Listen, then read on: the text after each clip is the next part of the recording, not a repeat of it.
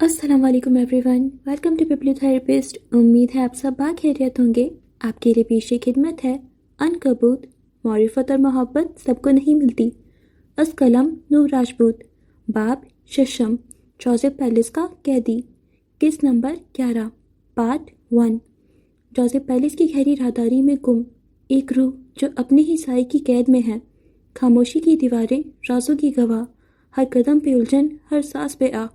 रोशनी है मध्यम पर छाइयाँ हैं गहरी, अपने ही महल में अजनबी सी ठहरी। वक्त की जंजीरें, यादों का तौक, अपने ही माजी का बना खुद ही रोक। खिड़कियाँ हैं बंद, दरवाजे हैं मुकफ्फिल, अंदर ही अंदर एक तूफान है मुस्तरिब। जोसेफ पैलेस के हर गोशे में छिपा एक ऐसा राज जो है सबसे जुदा। शायद ये कैद किसी गुनाह की सज़ा है, या फिर कोई ऐसा सच जो सबसे जुदा है। जोसेफ पैलेस का साया एक मौमा है गहरा, जिसे सुलझाने को हर दिल है ठहरा। जोसेफ पैलेस में रात के इस समय गहरी खामोशी छाई थी। पूरा पैलेस जैसे वीरान था, क्योंकि पैलेस के 2 अफराद इस समय लॉन्ज में रखे विक्टोरियन सोफे पर विराजमान थे। नैनी और जॉर्ज के अतराफ में रखी मशालें अपनी कुव्वत जमा किए जलने में मशगूल थीं। जॉर्ज के चेहरे पर संजीदगी छाई थी, इतनी संजीदगी कि शायद ही किसी ने देखी हो। वो दोनों इस वक्त विलियम का इंतजार कर रहे थे, खास तौर पर जॉर्ज, क्योंकि आज सुबह जो भी हुआ था उसने जॉर्ज के अंदर से कुछ छीन लिया था।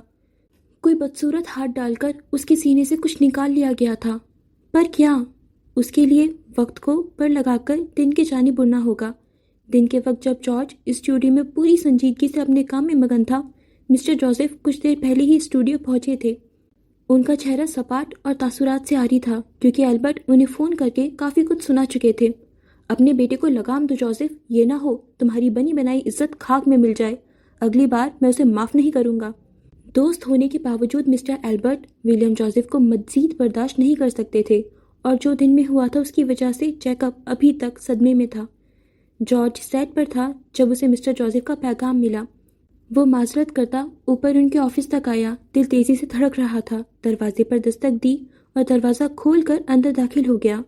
यस डैड, उसने हाथ बांधे अदब से कहा। मिस्टर जोसेफ ग्लास विंडो के पास खड़े थे। उंगलियों में दबे सिगार से धुआं निकल रहा था। एक गहरा कश लेते उन्होंने धुएं के मरगोले हवा में उछाले और पलटकर जॉर्ज को देखा। सुरमई पैंट पर सफ़ेद शर्ट पहने जॉर्ज सादा हुलिये में था, जबकि मिस्टर जोसेफ सियाह ड्रेस पैंट में अपनी असली सर्द सपाट शख्सियत के साथ खड़े थे। उन्होंने कनखियों से जॉर्ज को देखा और फिर आगे बढ़कर सिगार मेज़ पर धरे एस्ट्रे में फेंक दिया। झूलती हुई बड़ी सी कुर्सी खींचकर उस पर बैठ गए। टांग पर टांग चढ़ा ली, पर जॉर्ज को बैठने को नहीं कहा। उलझे तासुरात लिए जॉर्ज यूं ही खड़ा रहा। तुम्हें पता है जेनी रॉबर्ट ने तुम्हारे बजाय विलियम का नाम क्यों लिया? लहजा अजीब था। जॉर्ज ने फौरन गर्दन उठाकर उन्हें देखा। आंखों में हैरानी के साथ साथ गर्व भी उभरा। ये कोई पूछने वाली बात थी? ऐसा लगता है कि तुम में वो पोटेंशियल नहीं है जो एक जोसेफ में होना चाहिए। कुर्सी पर झूलते उन्होंने अपने सामने खड़े अपने मेहनती बेटे के दिल को जख्मों से भर दिया। जॉर्ज जबे भींच कर रह गया, पर बोला कुछ नहीं। आंखों में कर्ब नमी की सूरत भरने लगा। तुम एक बेहतरीन बेटे हो जॉर्ज, तुम परफेक्ट हो। लेकिन वो आम से लहजे में कहते बात अधूरी छोड़ गए। जॉर्ज का दिल पल भर को रुका। तुम एक अच्छे जोसेफ नहीं हो। जॉर्ज को लगा उसके बाप ने थप्पड़ खींच कर मारा हो। चेहरा खफत से सुर्ख पड़ गया। बंधे हाथों में लर्जिश सी होने लगी। जख्मी आंखों में नमी फैलने लगी। गर्दन की नसें फूल गईं। जानते हो क्यों? वो खुद सवाल जवाब कर रहे थे। जॉर्ज के 2 अल्फाज दम तोड़ गए। क्योंकि तुम बड़े होने के बावजूद अपने छोटे भाई को हैंडल नहीं कर पाए। एक मेंटली डिस्टर्ब भाई की जिम्मेदारी मैंने तुम्हें दी थी जॉर्ज, पर तुम उसे हैंडल नहीं कर पाए। मिस्टर जोसेफ के लहजे में तासुफ था। जॉर्ज की गर्दन मजीद झुक गई। चेहरा सुर्ख टमाटर जैसा हो गया। मुंह भींच कर उसने अपनी तकलीफ को जब्त करना चाहा। गलती तुम्हारी नहीं है, मैं जानता हूँ। विलियम जोसेफ को हैंडल करना आसान काम नहीं है, पर तुम्हें लगता है तुम उसे प्यार मोहब्बत से हैंडल कर पाओगे। ये तुम्हारी गलती है। इस बार जॉर्ज ने गर्दन उठाकर हैरानी से अपने बाप को देखा। जो बाप कम और बहुत सादा था, उनके सपाट चेहरे पर कोई भी तासुर ढूंढना बहुत मुश्किल था। कुर्सी से पुश टिकाए उनकी कुर्सी तेजी से झूल रही थी। Don't let him go.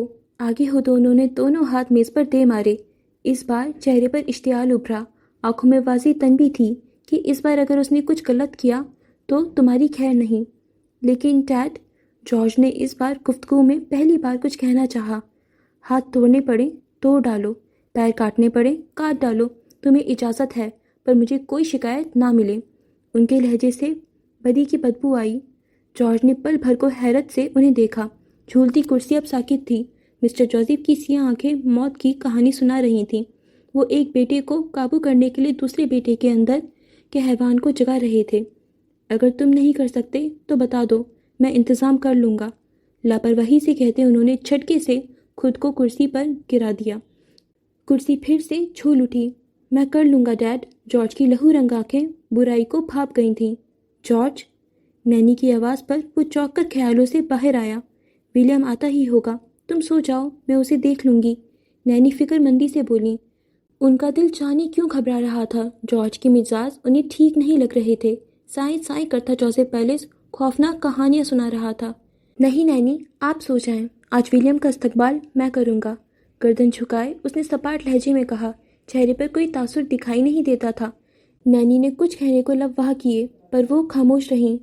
دوسری طرف ولیم کی گاڑی جوزف پیلس کے احاطے میں داخل ہوئی تو ساتھ والی سیٹ پر رکھا اس کا فون بجنے لگا۔ صبح سے اس کا نمبر بند تھا۔ آج کا دن لمبا اور تکان زدہ تھا۔ یہ تکان اس کی کتھئی آنکھوں میں واضح دیکھی جا سکتی تھی۔ وہ رفتار آہستہ کیے گاڑی اندر لایا، فون اٹھا کر کان سے لگا لیا۔ ہاں، جو اس نے کیا وہ غلط تھا، پر وہ اتنا بھی نہیں ڈرتا تھا کہ گھر ہی نہ آئے۔ ہیلو، شکست خوردہ لہجہ، کدھر ہو؟ نیل کی بے تاب آواز سنائی دی۔ گھر ہوں۔ گاڑی کی رفتار بالکل آہستہ کیے بالآخر اس نے پورچ میں کھڑی کی۔ بکواس بند کرو ولیم، جارج تمہیں ڈھونڈنے یہاں آیا تھا۔ گاڑی رکتے ہی اس نے سیٹ سے سر ٹکایا۔ دماغ کی ساری نسیں دکھ رہی تھیں۔ ابھی آیا ہوں، گاڑی پارک کی ہے۔ کہاں تھے صبح سے؟ مجھے تمہاری ارادے ٹھیک نہیں لگ رہے۔ وہ دوست تھا، فکر مند تھا۔ جب سے اس نے پاکستان جا کر شادی کی تھی، نیل اس سے اب کچھ بھی توقع کر سکتا تھا۔ وہ کبھی بھی کچھ بھی کر سکتا تھا۔ اسٹرلنگ گیا تھا، تبلیغ کرنے گئے تھے یا باجماعت نماز پڑھانے؟ وہ جل بھن کر بولا تو ولیم پھیکا سا مسکرا دیا۔ بعد میں بات کرتا ہوں تم سے۔ اس نے نیل کا جواب سنے بنا فون بند کر دیا اور پھر گاڑی سے نکل کر پہرے داروں کو دیکھا جو احاطے کے گرد چکر لگاتے پہرا دے رہے تھے۔ وہ گہرا سانس لیتا اندر کی جانب بڑھا۔ ڈینم کی جیکٹ اب پہن رکھی تھی۔ قدآور دروازہ دھکیل کر وہ اندر داخل ہوا اور چھوٹے چھوٹے قدم اٹھاتا ہال سے گزرتا لانچ تک پہنچا۔ سامنے ہی جارج اور نینی کو بیٹھے دیکھ کر وہ ٹھٹک کر رک گیا۔ آپ لوگ آج یہاں خیریت ہے؟ اس نے ٹھہر کر پوچھا۔ جارج مٹھیاں بھیجے بیٹھا تھا۔ اس سے پہلے نینی کوئی جواب دیتی جارج فوراً بولا، کہاں تھے تم؟ لہجے میں سرد پن تھا۔ نظریں سامنے رکھی میز پر جمائے اس نے اپنے دائیں جانب کھڑے ولیم سے پوچھا۔ ادھر ہی تھا، 3 لفظی جواب دے کر اس نے نینی کی جانب دیکھا، ابرو اٹھائے جارج کی جانب اشارہ کیا۔ اسے کیا ہوا ہے؟ کھانا کھاؤ گے؟ نینی نے دو بدو کہتے بات بدلنی چاہی۔ آج جارج کی رنگت کچھ اور کہانی سنا رہی تھی۔ نینی، مجھے بھوک نہیں ہے، وہ سادہ لہجے میں جواب دیتا سیڑھیوں کے جانب بڑھا۔ اطراف میں رکھی مشالیں جوزف پیلس میں چھائے اندھیرے کو کاٹنے کی بھرپور کوشش کر رہی تھیں۔ میں نے کچھ پوچھا ہے تم سے؟ اس بار جارج نے سر اٹھایا۔ ولیم کے قدم رک گئے۔ کہاں تھے تم؟ اس کی آنکھیں ولیم کو جلا کر بھسم کرنا چاہتی تھیں۔ اوہ کم آن جارج، میں کوئی 7 سال کا بچہ ہوں جو؟ اس کے باقی الفاظ منہ میں ہی رہ گئے۔ جارج ایک جھٹکے سے اٹھا اور پھرتی سے اس کی جانب بڑھا اور اگلے ہی لمحے اس کا زوردار مکہ ولیم کی ناک پر پڑا۔ ولیم لڑکھڑا کر پیچھے گرا۔ وہ حملے کے لیے تیار نہیں تھا، نہ ہی اسے جارج سے ایسی توقع تھی۔ ولیم کو اپنا پورا چہرہ ٹوٹتا پھوٹتا محسوس ہوا۔ جارج کا مکہ اتنا زوردار تھا کہ ناک سے فوراً خون ابل پڑا۔ گرتے ہی اس کی کوہنیاں نیچے لگیں۔ ایک کوہنی زمین پر جمائے اس نے دوسرے ہاتھ سے اپنی ناک کو چھوا۔ انگلی کی پورے سرخ سیال سے بھر گئیں۔ اس نے بے ساختہ جارج کو دیکھا، آنکھوں میں بے یقینی تھی۔ جارج، نہیں بیٹا، نینی تڑپ اٹھی۔ اپنی چھڑی کا سہارا لیتے انہوں نے اٹھنا چاہا لیکن جیسے ٹانگوں نے جواب دے دیا۔ اگلے ہی پل جارج اس کے اوپر جھکا، گریبان سے پکڑ کر اسے جھٹکا دیا۔ بہت ہو گیا ولیم جوزف، بہت ہو گیا۔ اس کی آنکھوں سے لہو ٹپکنے لگا جیسے اندر کوئی آتش فشاں پھٹ گیا ہو۔ جارج کا یہ روپ ولیم نے پہلی بار دیکھا تھا۔ یہ تمہاری آخری وارننگ ہے۔ جارج، بس کرو بیٹا، نینی نے بھرائی آواز میں التجا کی۔ اپنی زندگی میں یہ دن دیکھنے کی انہوں نے توقع نہیں کی ہوگی۔ آس پاس رکھی مشالیں پھڑپھڑانے لگیں۔ صوفے کے پار دیوار پر لگی مسٹر جوزف کی ڈریکولا جیسی پینٹنگ اس پل زمین پر گرے ولیم کو دیکھ کر استہزائیہ مسکرائی۔ مجھے مجبور مت کرو ولیم جوزف، ورنہ میں اپنے ہاتھوں سے تمہارے ہاتھ پیر توڑ دوں گا۔ اس نے ایک جھٹکے سے ولیم کا گریبان چھوڑ دیا اور پھر اس کے اوپر سے پھلانگتا سیڑھیاں چڑھتے پراسرار محل کے کسی گوشے میں غائب ہو گیا۔ ولیم ابھی تک بے یقینی کی کیفیت میں تھا۔ ولیم، نینی بالآخر اٹھ کھڑی ہوئی۔ ولیم نے کھالی کھالی نظروں سے انہیں دیکھا اور پھر جیکٹ کی آستین سے بہتر ناک کو صاف کرتے اٹھ کھڑا ہوا۔ ناک کے ساتھ ساتھ پورے چہرے، یہاں تک کہ کھوپڑی تک میں چلن پھیل گئی۔ میں ٹھیک ہوں نینی۔ وہ گلے میں اٹھتے آنسوؤں کا گلا گھونٹتا نینی کے جانب بڑھا۔ ولیم، میرے بچے، یہ سب کیا ہو رہا ہے؟ نینی اس کے سینے سے لگ گئی۔ ولیم نے دونوں بازو پھیلا کر انہیں تحفظ کا احساس دلایا۔ سیاہ فام نینی اپنے بھاری بھرکم وجود کے ساتھ سسک رہی تھیں۔ سب ٹھیک ہے نینی، آپ پریشان مت ہوں۔ حجاب میں لپٹے ان کے سر کو سہلاتے ولیم نے یقین دلانا چاہا۔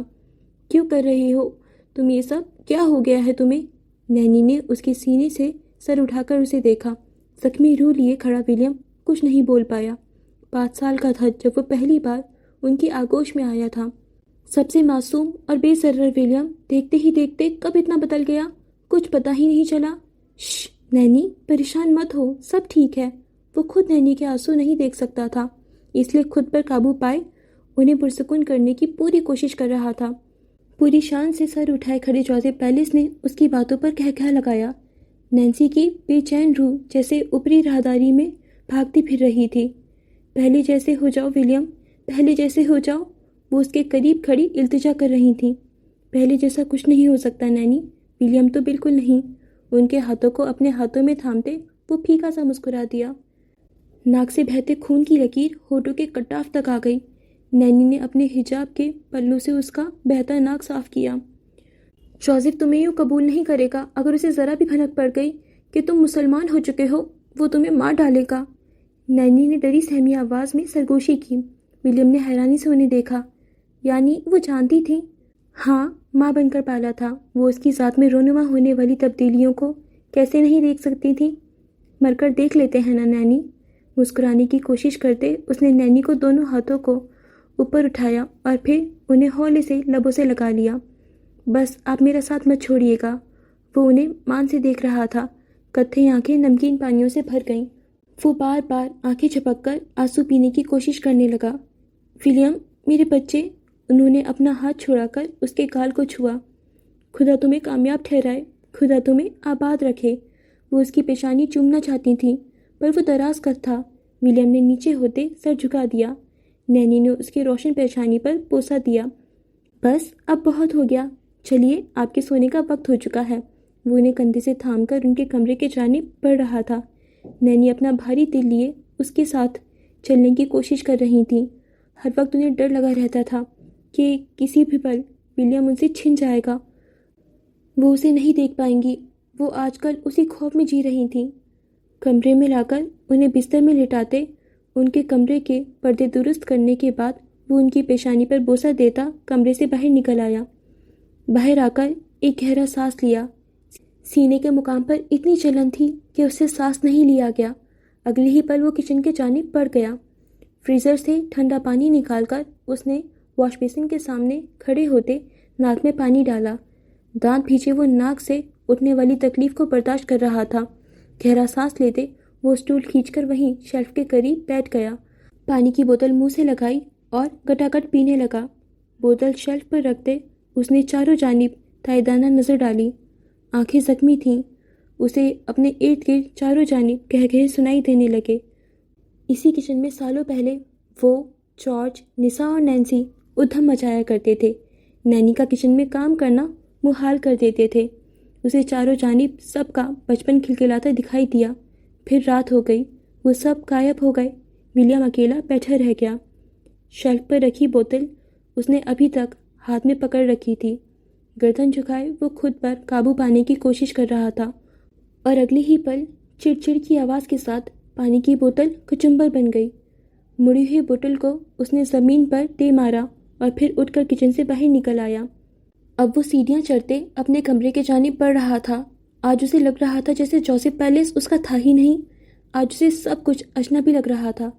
کمرے میں آ کر اس نے دروازہ لاک کیا اور جوتے اتار کر پھینکتا ڈریسنگ روم میں گھس گیا۔ جوزف پیلس پرانا تھا۔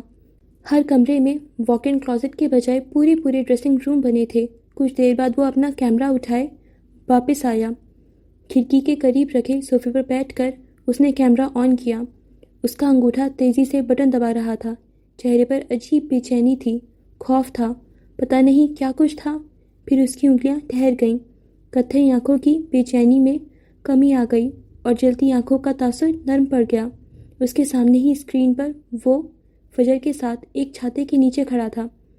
وہ لڑکی جو تمہاری منکوہا ہے وہ تمہارا ایک حصہ ہے۔ عیسیٰ ماموں کے الفاظ سماعت سے ٹکرائے تو وہ لب بھیجے مسکرا دیا۔ ہائے فجر۔ اتنے مہینوں میں اس نے پہلی بار دل سے فجر کا نام لیا تھا، ورنہ اب تک وہ اسے کرس لگتی تھی جو اس سے اس کا سب کچھ چھین رہی تھی۔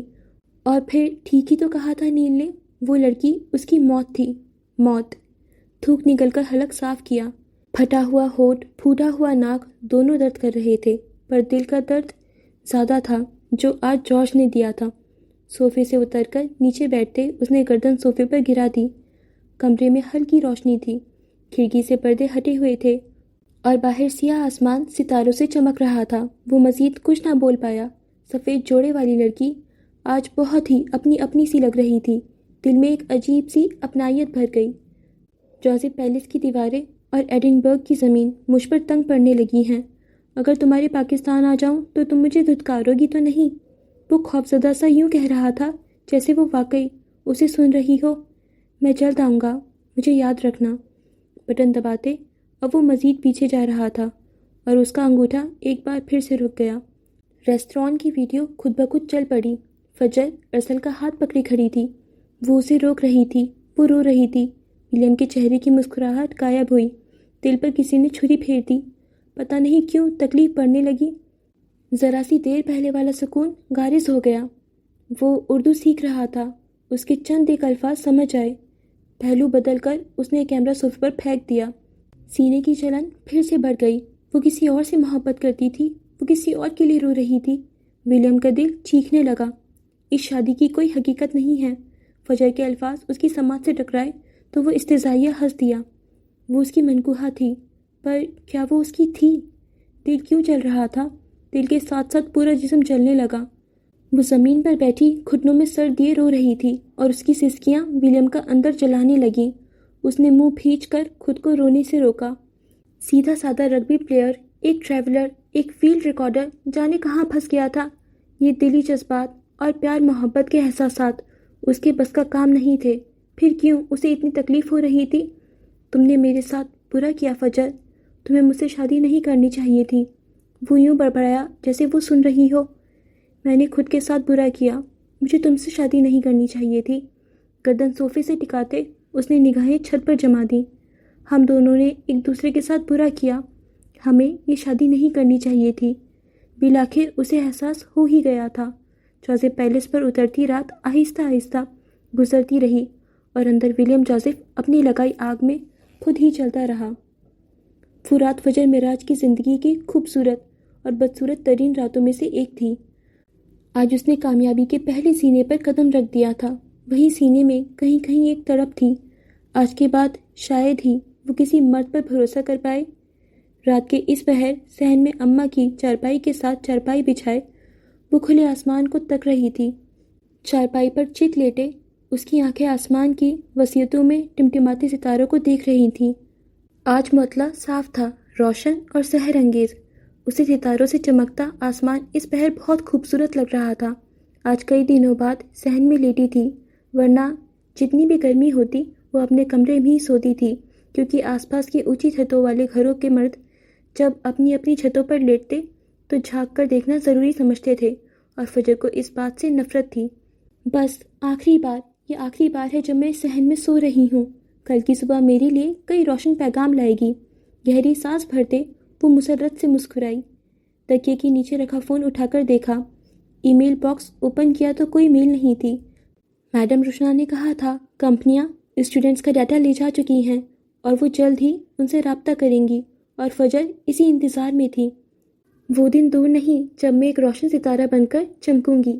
چہرے پر گہرا اطمینان تھا، وہی اطمینان جو کسی بھی شخص کے چہرے پر ابھرتا ہے جب وہ اپنا کام پوری محنت سے کرتا ہے، جب وہ کبھی کوئی کمی نہیں چھوڑتا۔ यूं ही सोचों के ताने बाने बुनते उसे नींद आ गई। कई दिन की थकावट थी जिससे जिस्म टूट रहा था। उसने उठते हुए अपने पैरों में पड़ी चादर उठाकर सर तक तान ली और कुछ देर बाद वो सो चुकी थी। आसमान के चमकते सितारे पलके झपक झपक कर उसे देख रहे थे। लाहौर की इसी फिजा में अगर पुराने मोहल्ले से उड़ते हुए रईस मेंशन तक पहुंचे तो उसकी भलाई मंजिल के एक कमरे में आलती पालती मारे फलक आलमगीर लैपटॉप के सामने रखे तेजी से कुछ टाइप करने में मगन थी। शहद रंग आंखों में हिज़्न था। जल्द उसे यहाँ से चले जाना था और अभी तक रईस या उसके घर वालों ने कोई फैसला नहीं सुनाया था। मिस फलक, एक मुस्निफ़ा होने की हैसियत से आपको क्या लगता है लड़कियों को कैसा होना चाहिए? किसी ने सवाल किया था। एक लड़की को बिल्कुल आसमान की वसीयतों जैसा होना चाहिए। जब कोई मर्द उसकी ज़िंदगी हो तो वो सितारे की तरह आसमान की चमक मज़ीद बढ़ा दे, पर जब वो छोड़ कर चला जाए तो आसमान को ये मालूम होना चाहिए कि वो सितारों के बिना भी इतना ही खूबसूरत होता है। उसकी वसीयतों को, उसकी बुलंदियों को कोई फ़र्क नहीं पड़ता। उसने तेज़ तेज़ टाइप किया और फिर लैपटॉप बंद करके साइड पर रख दिया। बेड पर चित लेट गई। गर्दन मोड़ कर खिड़की से बाहर झाँका। आसमान उन चमकते सितारों के साथ बहुत खूबसूरत लग रहा था। कमरे में लैपटॉप की हल्की जर्द रोशनी थी, जबकि बाहर सियाह आसमान सितारों से टिमटिमा रहा था। कह देना आसान है, अमल करना बहुत मुश्किल। फलक नाम रख लेने से कोई फलक नहीं बन जाता। वो फलक जिसकी वसीयतों को किसी सितारे की ज़रूरत नहीं, बल्कि सितारों को फलक की ज़रूरत हो। रईस से उसका दोबारा सामना हुआ था, पर कोई बात नहीं हुई। घर वाले इस बार उसके और रईस के रिश्ते को किसी ठिकाने लगाकर ही जाने वाले थे। उसकी बड़ी बड़ी आंखों में जहाँ चंद ख्वाब थे, वहीं कई खौफ डेरा डाले हुए थे। उसने अहद कर लिया था, अब से वो रईस के पीछे नहीं जाएगी। दिल को नुकसान हो रहा था, पर इज़्ज़त नफ्स भी कोई चीज़ होती है। अगर ये मजरूह हो जाए तो फिर दिल के ज़ख्म भी नहीं भरते। अब फलक तुम्हें बुलंदियों पर ही मिलेगी। तसव्वुर में रईस से मुखातिब होते उसने गहरा सांस लिया, फिर करवट लेते एक लैंप बंद कर दिया और आंखें मूंद लीं। एक ही आसमान तले दो लड़कियां अपने अपने ख्वाबों की सिमत उड़ान भरने को तैयार थीं। दोनों का आसमान पर चमकता रोशन सितारा बनना था। दोनों को अपनी पहचान बनानी थी। दोनों की मंजिल बुलंदियां थीं, वो बुलंदियां जिन पर चारों जानिब सिर्फ रईस औरंगज़ेब था। फिर क्या वो उसके जाल से बच पाएंगी? रईस हेड ऑफिस की बलाई मंजिल पर नीले शीशों वाले ऑफिस में इस वक्त वो अपनी कुर्सी पर बैठा था। दाहिनी जाने वाली दीवार पर लगी स्क्रीन पर इस वक्त फजर मिराज की मुख्तलिफ तस्वीरें आगे पीछे हो रही थीं। कुर्सी से पुश टिकाए उसकी कुर्सी आगे पीछे झूल रही थी। आंखों में अजीब सी चमक थी। फजर मिराज, जाने क्यों ज़बान बार बार उसका नाम ले रही थी। लड़की का काम अच्छा है बॉस, मुराद कल तक प्रपोजल भेज देगा, पर मुझे ये समझ नहीं आ रहा आप इसे देखकर इतना हैरान क्यों हैं। कहीं वो मेज़ की दूसरी जानिब खड़ी अरूज़ा हाथ में पकड़ी रिमोट से स्क्रीन पर चलती तस्वीरों को आगे पीछे कर रही थी। हाँ, ये वही है। झूलती कुर्सी साकित हो गई और अरूज़ा के चेहरे पर हैरानी वाज़ेह हुई। यूनिवर्सिटी से वो लोग जल्द निकल आए थे। रईस ने कुछ देर इंतज़ार किया था कि शायद उसका फजर से दोबारा सामना हो जाए और वो उसे बिना मेकअप के देख सके, पर वो नहीं आई। 10-15 मिनट मज़ीद मैडम रुशना के पास बैठने के बाद वो वहाँ से निकल आया। पूरा रास्ता इन्हीं सोचों में सरगुदा गुजार दिया। वो अरूज़ा के साथ सीधा ऑफिस आ गया, जबकि मुराद आलम कुछ देर पहले ही घर के लिए निकल चुका था। इस वक्त वो दोनों अकेले ही थे। अब क्या होगा? अरूज़ा ने धड़कते दिल पर काबू पाते पूछा। उसके लिए ये बहुत बड़ी खबर थी। शिकार। बदी का बादशाह शैतानी मुस्कुराहट लिए कुर्सी दोबारा झुलाने लगा। उसके अकब में खड़ी अरूज़ा हैरत से स्क्रीन पर नजर आती फजर को देख रही थी। उसकी भवें सुकड़ गई। बॉस, मैं नहीं चाहती एक आम सी लड़की की वजह से आप इतनी अच्छी भली ज़िंदगी में मसाइल खड़े करें। वो सपाट तासुरात लिए संजीदा लहजे में बोली। मीनार की बहन है वो, कोई आम लड़की नहीं। सुनसान इमारत के सुनसान कमरे में बैठा रईस औरंगज़ेब जाने कौन सा जाल फैलाने का सोच रहा था। लहजे पर बेक वक्त नफरत और कर्ब के तासुरात उभरे। जख्मी रूह जिस्म के अंदर ही फड़फड़ाकर रह गई। फजर का पूरा बायोडाटा उसके सामने था। क्या सोच रहे हैं आप? वो जानती थी इस वक्त रईस के दिमाग में कुछ ऐसा ज़रूर चल रहा था जो गैर मामूली था। अरूज़ा, उसने गहरा सांस लेते उसे पुकारा। अरूज़ा का पूरा जिस्म समात में ढल गया। रईस के लिए वो जान दे सकती थी और जान ले भी सकती थी, फिर चाहे सामने कोई भी हो। دل دو حصوں میں بٹ گیا ہے۔ ایک شدت سے چاہتا ہے وہ کوئی غلطی کرے اور میں اپنے ہاتھوں سے ماروں، جبکہ دوسرا کہتا ہے کاش وہ اپنی بہن جیسی نہ نکلے۔ دل، دماغ اور روح کے درمیان عجیب سی جنگ چھڑی تھی۔ ایک لمبے عرصے بعد رئیس اورنگزیب پر وہ وقت آیا تھا جب اس کا دماغ واقعی گھوم گیا تھا۔ پہلی بار وہ کوئی پلاننگ نہیں کر پا رہا تھا۔ پہلی بار اسے جال بچھانے میں دشواری ہو رہی تھی کہ کب، کہاں اور کیسے بچھایا جائے۔ میرے لیے کیا کام ہے؟ عروضہ نے اپنے دل میں اٹھتے جذبات کے طوفان پر پن باندھتے ادب سے پوچھا۔ سایہ بن جاؤ اس کا، مجھے اس کے پل پل کی خبر چاہیے۔ اگر اسے یاد نہیں ہے تو اسے یاد دلاؤ کہ اس پر کسی کا حق ہے۔ سرد اور ٹھنڈا تھار لہجہ۔ عروضہ نے اس بات میں سر ہلایا۔ وہ آج کل کی لڑکی ہے، کسی کے ساتھ انوالو ہوئی تو؟ عروضہ نے ذرا سا جھجکتے پوچھا۔ وہ نہیں چاہتی تھی رئیس کوئی اچھی امید لگائے جو بعد میں اسے نقصان پہنچائے۔ یہی تو جاننا ہے آخر وہ مجھ سے انکاری کیوں ہے؟ کرسی کا رخ عروضہ کے جانب موڑتے اس نے پرسوچ انداز میں جواب دیا، ٹھیک ہے باس۔ عروضہ بھی اسی کا عکس تھی۔ برائی میں اس سے کوئی نہیں جیت سکتا تھا۔ جاذب لغاری کے گھر والوں نے جو مقدمہ چلایا تھا اس کے بارے میں کیا خیال ہے؟ اسکرین بند کرتے اس نے بات کا رخ پلٹا۔ رئیس کی پیشانی پر لکیریں ابھری۔ ایسے مقدمے اس پر اکثر و بیشتر چلتے رہتے تھے۔ تم جانتی ہو تمہیں کیا کرنا ہے؟ اس نے بھوری رنگت والی عروضہ کو دیکھا۔ نگاہیں چانچنے والی تھیں۔ ان کا مطالبہ ہے کہ آپ کو کورٹ تک لایا جائے، اس نے بنا کسی لگی لپٹی کے بتایا۔ اس کی بات سنتے ہی رئیس ہنس دیا۔ اسے کورٹ لے جانے والا ابھی تک پیدا نہیں ہوا تھا۔ صبح وکیل سے بات کر کے انہیں لیگل نوٹس بھیجو۔ یہ معاملہ جلد از جلد سلجھ جانا چاہیے۔ وہ اٹھ کھڑا ہوا۔ عروضہ نے ایک بار پھر اس بات میں سر ہلایا۔ میز پر سے موبائل فون اٹھاتے وہ عروضہ کے ہمراہ کمرے کے دوسرے کونے میں نصب لفٹ کی جانب بڑھے۔ ٹن کی آواز ابھری اور دروازہ کھل گیا۔ کچھ دیر بعد ان کی گاڑی کشادہ سڑک پر تیزی سے رئیس مینشن کے جانب رواں تھی اور عروضہ کا دماغ اس وقت تیزی سے کام کر رہا تھا۔ تصور کے پردے پر ایک ہی نام گونج رہا تھا، منار معراج کی بہن فجر معراج۔ کیا عروضہ جمال اسے سکون سے جینے دے گی؟ رئیس مینشن رات کے اس پہر خاموشی میں ڈوبا تھا، سوائے پہرے داروں کے کوئی چرند پرند بھی نظر نہیں آ رہا تھا، ورنہ پچھلے کافی دنوں سے یہاں ایک عجیب سی رونق لگی رہتی تھی۔ چاروں جانب بچے دوڑتے بھاگتے نظر آتے۔ جب سے بلقیس بیگم رئیس کو چھوڑ کر جا چکی تھی تب سے رئیس کا دل اپنی ہی سلطنت سے اکتا گیا تھا۔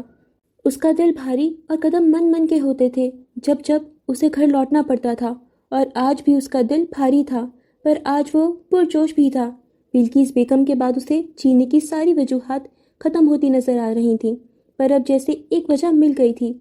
عروضہ اسے چھوڑ کر واپس پلٹ گئی، جبکہ رئیس اندر آنے کے بعد سفید چمچماتے ماربل پر قدم دھرتا اوپر کے جانب بڑھا، احمد اورنگزیب کے کمرے کے جانب۔ اس کی چال میں عجیب سا غرور تھا، کیونکہ اس سے انکاری لڑکی خود اس کے سامنے آ گئی تھی۔ رئیس اورنگزیب کو اس کے پیچھے نہیں جانا پڑا تھا۔ دروازے پر دستک دیتا وہ ہینڈل گھما کر اندر داخل ہو گیا۔ کمرے کی نیم زرد روشنی میں احمد اورنگزیب اپنے بستر میں چت لیٹے تھے۔ بیڈ کے ایک جانب ان کی ویل چیئر رکھی تھی اور سائڈ ٹیبل پر بجانے کے لیے گھنٹی دھری تھی۔ ساتھ والے کمرے میں ان کی فل ٹائم نرس رہتی تھی، جو گھنٹی بجتے ہی کسی جن کی طرح حاضر ہو جاتی تھی۔ رئیس ہولے ہولے قدم اٹھاتا ان کے سرہانے جا کھڑا ہوا۔ وہ نیند میں تھے۔ کمرے میں اے سی کی ہلکی سی ٹھنڈک تھی۔ سفید دور و دیوار والے اس کمرے کا فرنیچر بھی زیادہ تر سفید ہی تھا۔ وہ کئی لمحے اس چہرے پر نظر جمائے کھڑا رہا، وہ چہرہ جس میں رئیس کو کسی اور کی جھلک نظر آتی تھی۔ شاید یہ اس کی نظروں کی تپش تھی کہ احمد اورنگزیب کی آنکھ کھل گئی۔ اپنے سر پر کھڑے رئیس کو دیکھ کر بوڑھی آنکھوں میں خوف ابھرا، پر وہ تیزی سے اٹھ کر بیٹھ نہیں سکتے تھے کیونکہ جسم کا ایک حصہ فالج کا شکار ہو چکا تھا۔ بھلا کب؟ کچھ مہینے پہلے۔ رئیس کو دیکھتے ہی پورے وجود میں جنبش سی ہوئی اور انہوں نے سرک کر خود کو رئیس سے دور کرتے ہوئے میز پر رکھی گھنٹی بجانی چاہی، پر ہاتھ نہیں پہنچ پایا۔ ان کی اس کوشش پر رئیس کے چہرے پر زخمی مسکان ابھری۔ پینٹ کی جیبوں سے ہاتھ نکالتے وہ ان کے جانب جھکا۔ ڈرنے کی ضرورت نہیں ہے، میں نے پہلے بھی کہا ہے آپ کو کچھ نہیں کروں گا۔ ان کے آدھے بے جان وجود کو سہارا دے کر بیٹھایا اور پھر تکیہ بیڈ گراؤنڈ سے لگا کر انہیں تکیے کے سہارے ٹکا دیا۔ احمد اورنگزیب کی آنکھوں کا خوف ذرا سا کم ہوا۔ ان کی پائنیتی بیٹھ کر ایک نظر انہیں دیکھا، جو کچھ نیند سے اٹھنے کے باعث عجیب سی کشمکش کا شکار تھے۔ میں آپ سے ایک بار پوچھوں گا۔ ان کی آنکھوں میں آنکھیں گاڑے رئیس نے سنجیدہ لہجے میں کہا، افق کا بیٹا یہاں کیوں آیا تھا؟ احمد اورنگزیب کی آنکھوں میں خوف ابھرا۔ وہ ٹھیک سے بول نہیں پاتے تھے کیونکہ بائیں جانب پڑنے والی فالج کی وجہ سے ان کی زبان اور چہرہ بھی متاثر ہوا تھا۔ گو کہ ان کا پورا علاج چل رہا تھا، پہلے سے کافی بہتر تھے، پر وہ بولتے نہیں تھے۔ رئیس جانتا تھا وہ جان بوجھ کر نہیں بولتے تھے، وہ گنگا ہونے کا ناٹک کر رہے تھے تاکہ اس کے سوالوں سے بچے رہیں۔ بوڑھے وجود میں اس کی باتیں سنتے ہی نفرت کی لہر امڑ آئی، پر انہوں نے زبان کا قفل نہیں توڑا۔ آپ کو لگتا ہے مجھے پتہ نہیں چلے گا، اور جب مجھے پتہ چلے گا تب کیا ہوگا؟ انہیں یہ فالج کا اٹیک اسی دن ہوا تھا جس دن ولیم جوزف ریس مینشن میں انہیں اپنا کارنامہ سنانے آیا تھا، ان سے بدلہ لینے آیا تھا۔ بھلا بوڑھے چہروں سے بدلہ لے کر کون سکون سے جی پاتا ہے؟ کیا کہا تھا آپ نے؟ یہ آپ کا ملک ہے جہاں میں کسی مسلمان لڑکی سے شادی نہیں کر سکتا۔ کر لی میں نے شادی، یہ دیکھیں۔ ولیم جوزف کی زخمی ہنسی آج تک ان کی سماعت میں گونجی تھی۔ وہ نکاح نامہ آج بھی احمد صاحب کی آنکھوں کے سامنے لہراتا تھا، جہاں دلہن کا نام کے کھانے میں فجر معراج لکھا تھا۔ رئیس نے ان کے چہرے پر وحشت دیکھی، خوف، موت جیسا خوف۔ کیا چھپا رہے ہیں آپ مجھ سے، اور کیوں؟ جب بھی وہ افق اور اس کے بیٹے کا نام لیتا تھا تب احمد اورنگزیب صاحب کے وجود کو خوف کا شکنجہ جکڑ لیتا تھا۔ ہلکی زرد روشنی میں رئیس نے ان کی پیشانی پر پسینے کے ننھے بوندیں دیکھی۔ چلیے چھوڑے اسے، آج میں آپ کو ایک خوشخبری سناتا ہوں۔ پتہ ہے آج میں کس سے ملا؟ تھوڑا سا ان کی جانب سرکتے وہ پراسرار انداز میں بولا۔ چہرے کی چمک فلک پر چمکتے ستاروں کو مات دیتی تھی اور آنکھوں کی پراسراریت جان لینے کے در پر تھی۔ وہ سرکتا ہوا ان تک آیا اور پھر ان کے کان کے قریب جھک کر سرگوشی کی۔ فجر معراج سے اس کی سرگوشی میں 100 اجدوں کی پھنکار تھی۔ احمد اورنگزیب کو رئیس مینشن کی چھت اپنے سر پر گرتی محسوس ہوئی۔ جسم میں ایسی سنسنی پھیلی کہ وہ تڑپ کر رہ گئے۔ مراج الدین اور آسیہ ترنم کی بیٹی، منار معراج کی بہن فجر معراج سے، وہ کہتا ہوا اٹھا اور گھوم کر دوسری جانب دیوار میں نصب گلاس ونڈو کے سامنے جا کھڑا ہوا۔ پردے سرکے ہوئے تھے۔ وہ لڑکی جس پر میرا حق ہے، بالآخر 23 سالوں کے انتظار کے بعد میں اس سے مل ہی لیا۔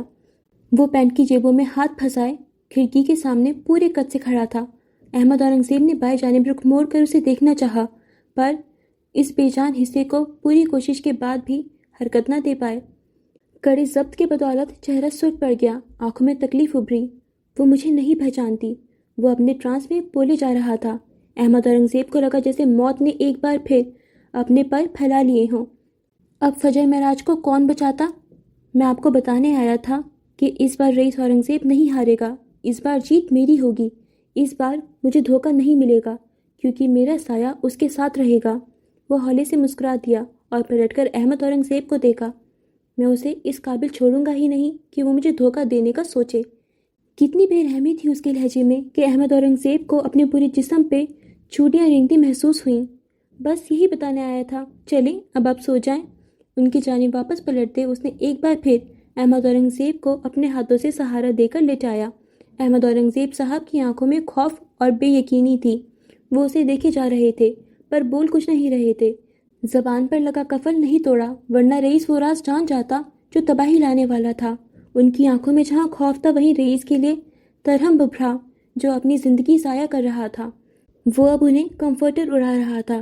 ریموٹ اٹھا کر اے سی کا درجہ حرارت مزید بڑھا دیا تاکہ کمرے میں زیادہ ٹھنڈک نہ ہو۔ شب بخیر۔ وہ انہیں حیران پریشان چھوڑ کر پلٹ گیا، دروازہ کھولا اور بند ہو گیا۔ احمد اورنگزیب صاحب منہ بھیج کر رو پڑے۔ ان کے لب آپس میں پیوست تھے، نہیں چاہتے تھے کہ ان کی حلق سے ذرا سی بھی آواز نکلے۔ اب نیند کہاں آنے والی تھی؟ تھوڑی دیر بعد رئیس بلائی منزل پر اپنے پرائیویٹ کمرے میں کھڑا تھا، مینار کے پورٹریٹ کے عین سامنے۔ نیچے رکھے شیلف پر آج بلقیس بیگم کی فوٹو بھی رکھی تھی۔ وہ کچھ فاصلے پر کھڑا دونوں ہاتھ کمر پر جمائے ہنس رہا تھا۔ اس کا چہرہ سرخ پڑ چکا تھا۔ آپ نے مجھ سے چھپا کر رکھا، آپ نے مجھے نہیں بتایا کہ وہ مینار جیسی دکھتی ہے۔ وہ بلقیس بیگم کی فوٹو کو دیکھتے استہزائیہ ہنسا، ہنس ہنس کر آنکھوں کے گوشے بھیگنے لگے۔ اب وہ مینار کے پورٹریٹ کو دیکھ رہا تھا۔ تم ہر جنم میں میری رہو گی مینار۔ لبوں پر فاتحانہ مسکراہٹ تھی۔ رئیس اورنگزیب کی زندگی کا یہ سب سے بڑا موڑ تھا۔ ایک ایسی لڑکی جس سے وہ بے پناہ نفرت کرتا تھا، جو سالوں پہلے مر چکی تھی، وہی لڑکی ایک بار پھر سے اس کی زندگی میں آ چکی تھی۔ اسے تو تھرل چاہیے تھا، پر یہاں تو کہانی ہی بدل چکی تھی۔ مجھے معلوم ہی نہیں تھا کہ میری شدت اتنی گہری ہو جائے گی کہ کائنات مجھ پر یوں مہربان ہوگی۔ وہ آنکھوں کے نم گوشے لیے مسکرایا۔ وہ مزید بھی کچھ کہہ رہا تھا، وہ مسکرا رہا تھا کیونکہ مینار لوٹ آئی تھی، پر دیکھنا یہ تھا کہ جسے وہ مینار سمجھ رہا تھا کیا واقعی وہ مینار تھی یا پھر وہ اپنی پہچان لے کر پیدا ہوئی تھی۔ نسا جوزف کی یہ رات دنیا کی حسین ترین رات تھی۔ مسٹر جوزف کے ساتھ وہ شہر کے سب سے مہنگے اور عالیشان ہوٹل میں ڈنر کے لیے آئی تھی۔ دونوں باپ بیٹی سیاہ جوڑوں میں ملبوس تھے۔ مسٹر جوزف نے ڈنر سوٹ پہن رکھا تھا جبکہ نسا جارجٹ کی لمبی فراک پہنی ہوئی تھی، سرخ بالوں میں کلپ لگائے انہیں کھلا چھوڑ رکھا تھا۔ آج مسٹر جوزف اپنی بیٹی کو پرنسس ٹریٹمنٹ دے رہے تھے، جیسے دنیا میں نسا سے اہم ان کے لیے کوئی ہو ہی نہ۔ تمہیں پسند آیا؟ اس کی آنکھوں کی جلتی جگنیوں کو دیکھتے ہوئے مسٹر جوزف نے نرم لہجے میں پوچھا۔ نسا اس بات میں سر ہلا کر مسکرا دی۔ خوشگوار ماحول میں کھانا کھایا گیا۔ جب نسا کانٹے چمچ واپس رکھ چکی تھی، مسٹر جوزف نے کنکھیوں سے اسے دیکھتے ہوئے بات شروع کی۔ ولیم کو آج کل کیا ہو گیا ہے؟ یوں پوچھا جیسے کچھ جانتے ہی نہ ہو یا پہلے ساری خبریں نسا سے ہی لیتے ہوں۔ نسا ایک پل کے لیے گڑبڑا گئی۔ اسے اندازہ نہیں تھا اس سے ایسا بھی کوئی سوال ہوگا۔ اس نے ناسمجھی سے کندھے اچکا دیے۔ مسٹر جوزف نے اس کی بات سن کر سر ہلا دیا اور نازک پیندے والا گلاس اٹھا کر لبوں سے لگا لیا۔ گلاس واپس رکھتے ان کے چہرے پر گہری سنجیدگی چھا گئی۔ نسا انہیں دیکھتی گئی، دل دھک دھک کرنے لگا۔ وہ پاکستان گیا تھا۔ چھری کانٹے کی مدد سے اسٹیک کا ٹکڑا کاٹ کر منہ میں رکھا۔ نظریں کھانے پر تھیں جبکہ دھیان نسا کے جانب تھا۔ وہ اسے دیکھ نہیں رہے تھے، البتہ جانتے تھے نسا کے چہرے کی رنگت کس تیزی سے بدل رہی ہے۔ نسا نے بے ساختہ تھوک نکلا۔ وہ ڈیڈ، الفاظ دم توڑ گئے، بلکہ 1000ویں حصے میں اس کا چہرہ سرخ پڑ گیا۔ میں جانتا ہوں وہ گیا تھا اور جب سے واپس آیا ہے اس کی ذہنی حالت مزید بگڑ گئی ہے۔ وہ اپنی دھن میں بولتے گئے۔ گلاس وال سے باہر کئی فٹ نیچے نظر آتا ایڈنبرگ روشنیوں سے جگمگا رہا تھا۔ نسا نے ان کی بات سن کر لب کچلے۔ ذہن میں عجیب سی کشمکش جاگ اٹھی۔ یہ راز ان بہن بھائیوں کا آپسی راز تھا، کسی کو بھی مسٹر جوزف سے ڈسکس کرنے کی اجازت نہیں تھی۔ مجھے تم سب عزیز ہو اور میں نہیں چاہتا ولیم اپنے ایڈونچر کے چکر میں ایسی کوئی غلطی کرے جس کا خامیازہ ہم سب کو بھگتنا پڑے۔ ایک نظر اٹھا کر نسا کو دیکھا اور نظریں دوبارہ پلیٹ پر جما دیں۔ وہ کس قدر نفاست سے سفید پلیٹ میں چھری کانٹا چلا رہے تھے، نسا نظریں نہیں ہٹا پائیں۔ خیر ابھی تو میں نے اسے معاف کر دیا ہے۔ اس نے جو بھی تماشا کیا میں چاہتا ہوں وہ دوبارہ نہ ہو۔ اگر تمہیں اس رشتے سے کوئی اعتراض نہیں ہے تو ولیم کے سامنے کھڑے ہو کر اسے بتاؤ کہ یہ تمہارا فیصلہ ہے۔ وہ اپنی ناک نہ گھسائے۔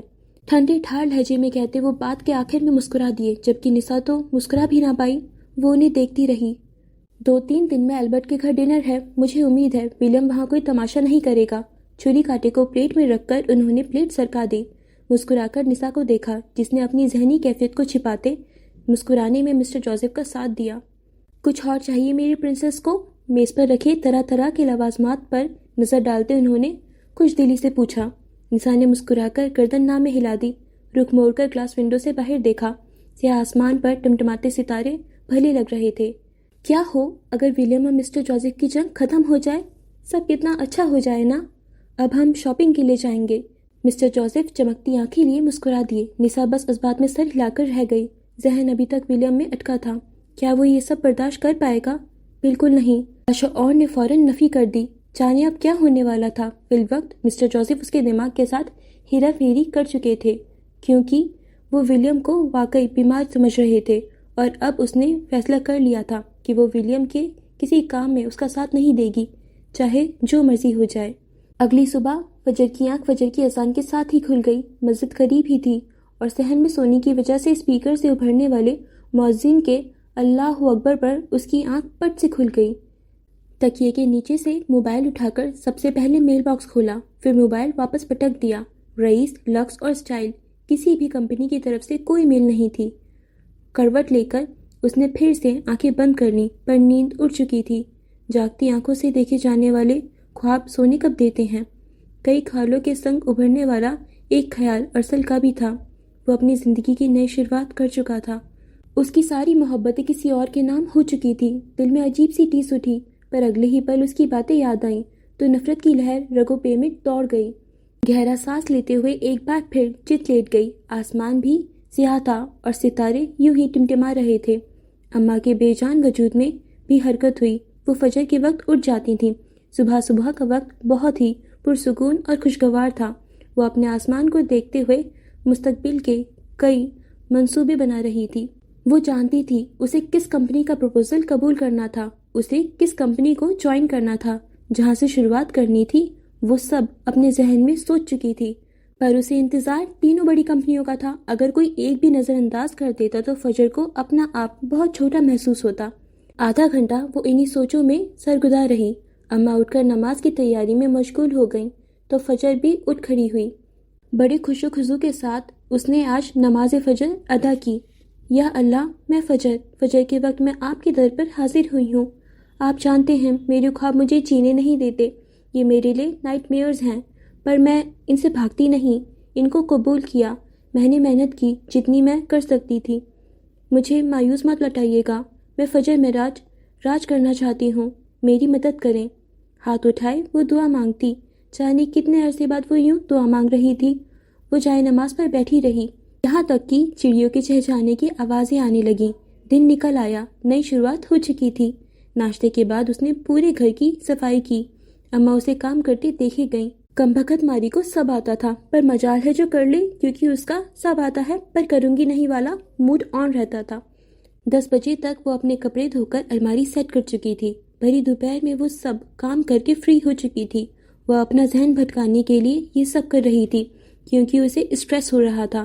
فارغ ہو کر جب وہ واپس فون کی طرف لوٹی تو ای میل باکس کھولتے ہی اس کی خوبصورت آنکھیں پھیل گئیں۔ یوں لگا جیسے محبت رنگ لے آئی ہو۔ لکس کی طرف سے اسے انٹرویو کے لیے بلایا گیا۔ فجر کا دل کیا وہ اچھلے کودے، چیخے چلائے اور پوری دنیا کو بتائے کہ لکس جیسی بڑی کمپنی نے اسے خود بلایا تھا۔ وہ بار بار ای میل پڑھ رہی تھی جب اچانک فون بجنے لگا۔ فروا کا نام اسکرین پر چمکتا دیکھ کر اسے حیرت ہوئی۔ بھویں سکڑ گئیں۔ یہ مجھے کیوں فون کر رہی ہے؟ فون بند ہوا، پھر سے بجنے لگا۔ اس بار فجر نے اٹھا لیا۔ ہیلو، ہائے فجر، کیسی ہو؟ فروا کی آواز میں چہک تھی۔ یقیناً اس کے خواب بھی تعبیر کے جانب قدم بڑھا چکے تھے۔ خیریت؟ الٹا سوال کیا۔ ہاں، وہ میں تم سے ملنا چاہتی ہوں، کیا ہم ابھی مل سکتے ہیں؟ اس کی بات پر فجر کی بھویں مزید سکڑ گئیں۔ زین سجانی کی دوست سے ملنے میں اسے کوئی دلچسپی نہیں تھی، اور کیا پتا اسی نے بلوایا ہو، کوئی نئی گیم کھیلی جا رہی ہو۔ وجہ؟ نہایت سرد لہجے میں وہ یک لفظی سوال جواب کر رہی تھی۔ دوسری جانب فروا اس کے لہجے کی سختی اور سرد پن پر لمحہ بھر کو ساکت ہوئی۔ چہرے پر کئی رنگ آ کر گزر گئے۔ مجھے تم سے کچھ ڈسکس کرنا ہے، وہ خود پر قابو پاتے بولی۔ وہ دل کی بری نہیں تھی اور فجر سے اپنے تعلقات بہتر کرنے کی بھرپور کوشش کر رہی تھی۔ حالانکہ ان کی یونیورسٹی ختم ہو چکی تھی، وہ چاہتی تو فجر کو بھاڑ میں بھیج کر آگے بڑھ جاتی، پر فجر کی ذرا سی لچک نے فروا سہیل کو مزید جھکا دیا تھا۔ ہاں کرو، میں سن رہی ہوں، پنکھے کے نیچے بیٹھتے اس نے کہا۔ میز پر رکھا پانی کا گلاس اٹھا کر لبوں سے لگا لیا۔ گرمی اپنے چوبن پر ناچ رہی تھی۔ نہیں، ایسے نہیں، میں تم سے براہ راست ملنا چاہتی ہوں، مجھے امید ہے تم ضرور آؤ گی۔ اس کے لہجے میں آس امید تھی۔ فجر کی آنکھوں میں الجھن ابھری۔ میں تمہارا بھروسہ کیوں کروں؟ اس نے الٹا سوال کیا۔ دوسری جانب خاموشی چھا گئی۔ فروا کو افسوس ہوا کہ فجر اس پر بھروسہ نہیں کرتی تھی۔ یہ اس نے خود بنوایا تھا۔ میرے پاس اپنی صفائی میں کہنے کو کچھ نہیں ہے، پھر بھی یہی کہوں گی کہ تم مجھ پر بھروسہ کر سکتی ہو، میں یہ بھروسہ نہیں توڑوں گی۔ گرلز والا وعدہ۔ اس کا انداز ایسا تھا کہ آخری بات پر فجر کے لبوں میں لکیر سی ابھری۔ تنے اعصاب ڈھیلے پڑ گئے۔ مجھے امید ہے تم ضرور آؤ گی، میں لوکیشن بھیج رہی ہوں، لنچ ساتھ کریں گے۔ اس کا جواب سنے بنا وہ فون بند کر چکی تھی۔ فجر نے ایک نظر اس کی بھیجی گئی لوکیشن دیکھی۔ وقت 1 بجے کا تھا۔ پھر اس نے گہرا سانس لے کر فون واپس رکھ دیا اور پھر 1 بجے وہ فروا کے سامنے نرش ریسٹورانٹ میں بیٹھی تھی۔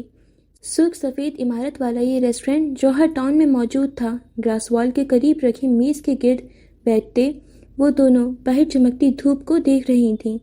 سڑک کے دوسرے کنارے شوکت خانم ہسپتال تھا اور اس وقت وہاں گاڑیوں کا رش لگا ہوا تھا۔ باہر جتنی گرمی تھی، ریسٹورینٹ کے اندر اتنی ہی ٹھنڈک ذہن اور جسم کو سکون پہنچا رہی تھی۔ گلابی سوٹ کے اوپر سفید دوپٹہ لیے فجر چشمہ بالوں میں جمائے بیٹھی تھی۔ بال جوڑے میں قید تھے، پر لٹیں اچھل اچھل کر باہر نکل رہی تھیں، جبکہ دوسری جانب فروا بیگی پینٹ کے ساتھ زرد رنگ کی لمبی قمیض پہنے ہوئے تھی۔ स्कार्फ गले में था और बाल उसके भी बंधे हुए थे।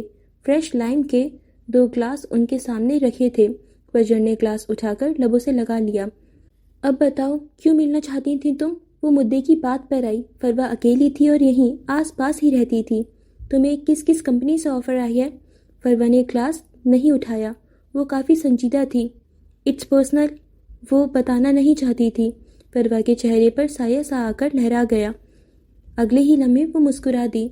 मुझे रईस ग्रुप, लक्स और स्टाइल तीनों से ऑफर आ चुकी है, उसने बिना किसी हिचकिचाहट के बता दिया। फजर का दिल सीने में ही धड़क उठा। ये तो अच्छी बात है, फजर मुस्कुराई। बैरा अब उनके सामने खाना लगा रहा था। कुछ देर खामोशी छाई रही। जब वो चला गया तो फरवा ने दोबारा बोलना शुरू किया। मैं चाहती हूँ तुम मेरी रहनुमाई करो कि मुझे किसे चुनना चाहिए। शाशलैक का बाउल फजर की जानिब खिसकाते उसने सुकून से कहा। फजर को हैरत हुई, आखिर वो उससे मदद क्यों मांग रही थी।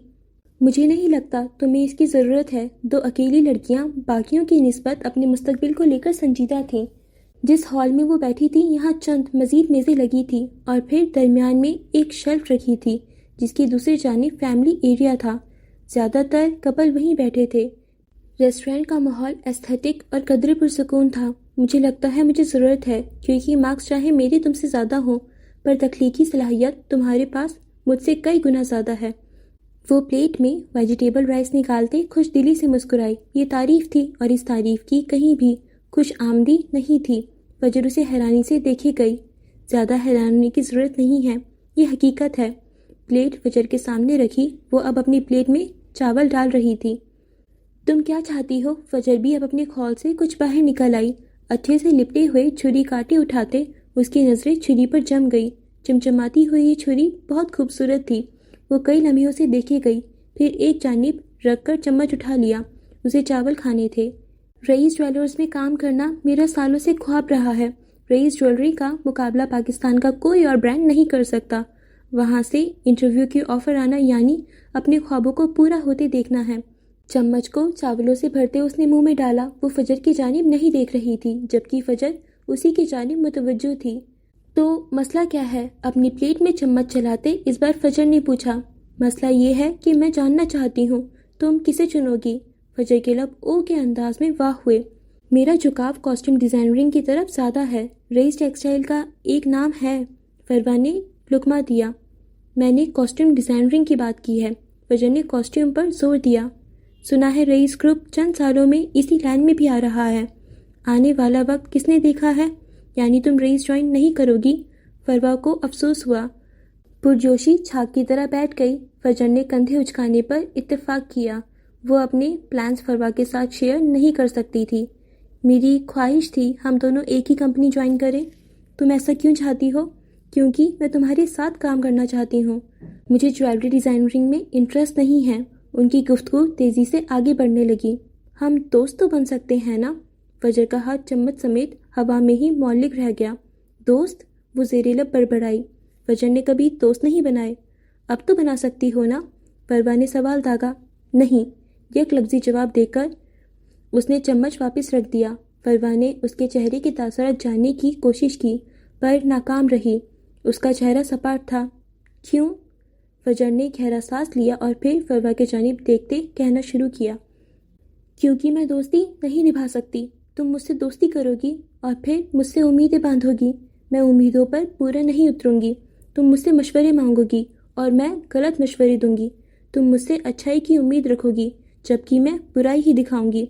तुम मुझसे अपनी पर्सनल बातें शेयर करोगी, पर मैं नहीं करूंगी। मैं लोगों की खुशी के लिए कुछ नहीं कर सकती फरवा। मेरे लिए मेरी ज़ात बहुत अहम है। मैं तुम्हारे साथ तुम्हारी फेवरेट मूवी नहीं देख पाऊंगी, तुम्हारी पसंद का खाना नहीं खा पाऊंगी, तुम्हारे साथ घूमने फिरने नहीं जा सकती। मुझसे दूसरों के लिए कुछ नहीं होता। मैं अपने लिए बनी हूँ। कुर्सी से टेक लगाए उसने कंधे उचकाए। फरवा हैरत से उसे देखे गई। इतनी साफ गोई की उम्मीद उसे नहीं थी। दोनों के दरमियान एक भयानक सी खामोशी छा गई। फिर फरवा बेसाख्ता हंस दी। तुम बहुत अजीब हो, उसने तबसरा किया। मैं ऐसी ही हूँ, उसने फिर से शाने उचका दिए। फरवा ने पहली बार उसकी आंखों में देखा। उसकी पुतलियां चमकती हुई थीं, पर फरवा फैसला नहीं कर पाई उसकी आंखें किस रंग की थीं। हम क्लास फेलोज ही ठीक हैं। अगले पल वो फीका सा मुस्कुराई। वैसे तुम इतनी बुरी नहीं हो जितना खुद को दिखाती हो। تم ایسا کیوں کرتی ہو؟ 4 سالوں سے فجر معراج اس کے لیے ایک مسٹری تھی اور فروا سہیل آج یہ جان لینا چاہتی تھی۔ لوگ جب آپ میں اچھائی دیکھتے ہیں تو اچھائی کی امید رکھتے ہیں، جبکہ میں نے پہلے بھی کہا کہ میں لوگوں کی خوشی کے لیے کچھ نہیں کر سکتی۔ اس بار فروا نے سمجھتے ہوئے اس بات میں سر ہلا دیا۔ میرا آج اپنے گروپ کے ساتھ رئیس میں انٹرویو ہے، مجھے امید ہے میں سلیکٹ ہو جاؤں گی۔ وہ پھر بھی اپنی باتیں شیئر کرنے سے نہیں رکی۔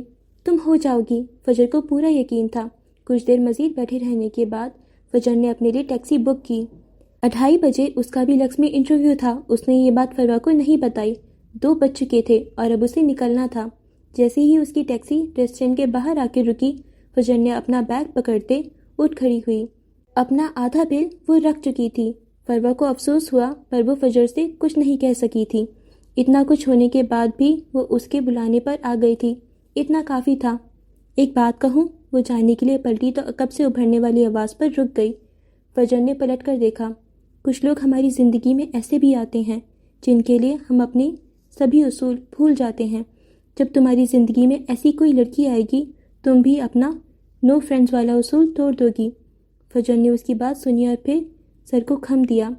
میرے ٹائپ کی کوئی لڑکی مجھے آج تک ملی نہیں اور فجر اپنے اصول نہیں بدلتی، وہ مسکرا کر جواب دیتی کاؤنٹر کی جانب بڑھی۔ اس کے ہاتھ میں ٹشو میں لپٹی وہ خوبصورت سی چھری تھی جسے کچھ دیر پہلے وہ عجیب سی نظروں سے دیکھ رہی تھی۔ مجھے آپ کی کٹلری سے یہ چھری بہت پسند آئی ہے، کیا میں اسے رکھ سکتی ہوں؟ کاؤنٹر پر کھڑے لڑکے نے حیرت سے اسے دیکھا۔ اس کے ہاتھ میں چھری دیکھ کر حیرت تو فروا کو بھی ہوئی تھی۔ سبھی ویٹرز کے درمیان خسر پھسر سی شروع ہو گئی۔ مینیجر کو بلایا گیا۔ جی میڈم، بتائیں میں آپ کی کیا مدد کر سکتا ہوں؟ مجھے یہ چھری چاہیے۔ چھری والا ہاتھ آگے کیا۔ مینیجر کے چہرے پر حیرت ابھری۔ لیکن میڈم، منع مت کیجیے گا، مجھے بہت کم چیزیں پسند آتی ہیں، میں اس کی قیمت ادا نہیں کروں گی کیونکہ میرے لیے یہ بیش قیمتی ہے، پر ہاں میں بہت جلد ایک بڑی ڈیزائنر بننے والی ہوں، پھر میں یہاں وزٹ کروں گی اور آپ کے ریسٹورینٹ کو اچھے ریویوز دوں گی۔ وہ کافی سنجیدہ تھی۔ مینیجر نے اس کی بات سنی اور پھر ہنس دیا۔ گردن موڑ کر ایک نظر فروا پر ڈالی۔ فروا نے اس بات میں سر ہلا دیا۔ اوہ، تو ریسٹورینٹ فروا کے کسی جاننے والے کا تھا۔ وہ فوراً سمجھ گئی۔ ٹھیک ہے، آپ رکھ لیں۔ مینیجر نے پیشہ ورانہ مسکراہٹ لیے کہا تو فجر شکریہ ادا کرتی چھری بیگ میں ڈالتے باہر نکل آئی۔ کچھ دیر بعد وہ ٹیکسی میں بیٹھی لکس کی جانب رواں تھی، سوچوں میں سرگردہ تھی۔ صفدر نے آنے سے انکار کر دیا تھا، وہ لکس جوائن نہیں کرنا چاہتا تھا۔